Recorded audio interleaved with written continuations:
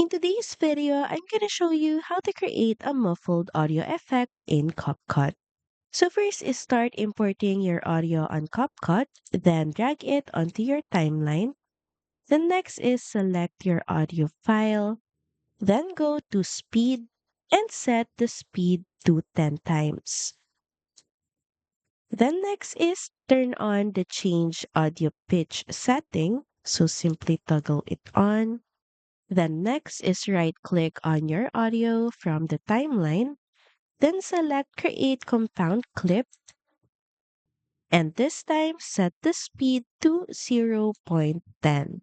Also make sure that the change audio pitch is still turned on.